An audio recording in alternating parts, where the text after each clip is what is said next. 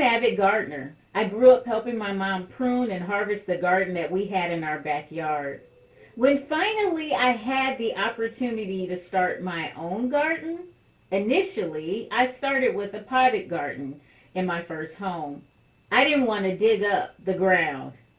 But in 2021, I decided that it was time to expand from my potted garden to raised beds. And boy, oh boy, I didn't know what I was getting myself into. If you remember the snowpocalypse of 2021, well, 3 weeks before the snowstorm, I built from scratch 7 cedar raised beds. This was no easy feat. First, I contacted my little sister, who is an engineer, to make sure that my measurements were correct. Then, I had about 60 feet worth of bed space with all the beds lined up in a row against the fence. The cutting, the screwing, the building took days. Once I added the stones as a pathway, the final result was a beauty. For 4 years, those raised beds grew endless vegetables and herbs. That is, until last summer when I realized that the rain and excess heat here in Texas caused the beds to rot. The bottom planks began falling off and caving in. I tried patching up the rotted wood, but the beds continued to deteriorate. No matter how much I tried to patch up the rotten wood, the realization came that I would have to dig up the dirt and rebuild my entire raised bed garden. As I began to break down the rotted wood, I felt like God spoke to my spirit.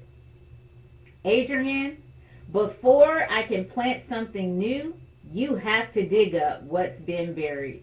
The old wounds, old habits, and old ways of thinking. Friends, what's in your life that God is saying it's time to dig up and start over?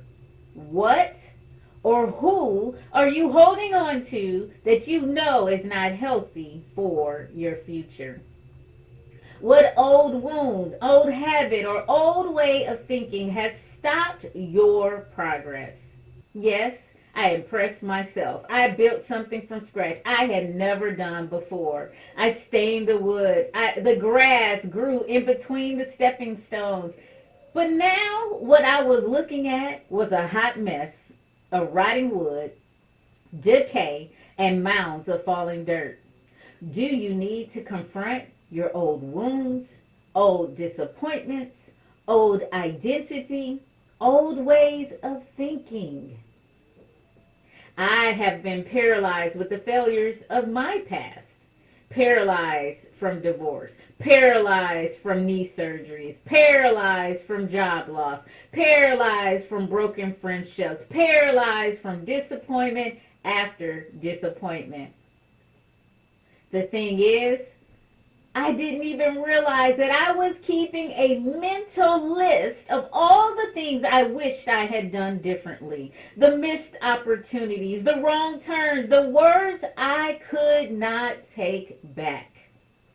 I was carrying these regrets like keeping an old broken garden tool that I knew I could not use anymore, but I kept it anyway. Before I could dig up my old raised beds, I had to clean out my gardening storage bins to make room for the new beds. I found packets of old shriveled up seeds from years ago. I had kept them just in case, but deep down I knew that they were never going to grow. The packets were expired. Moisture had ruined them because I hadn't stored them properly. And they absolutely had no life in them left.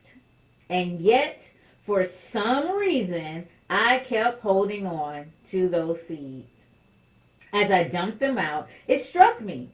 Regret is a lot like those dead seeds. We hold on to it thinking it might grow into something meaningful today or someday, but it never does. Instead, regret just takes up space where new living things could be planted.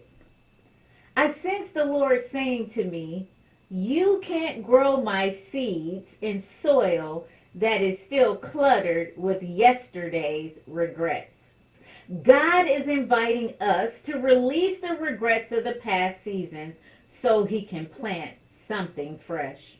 And that's where we have to let go of those dead seeds. Our hearts become fertile ground again. So, friends, what dead seeds are you holding on to that you need to let go? What do you need to dig up and throw out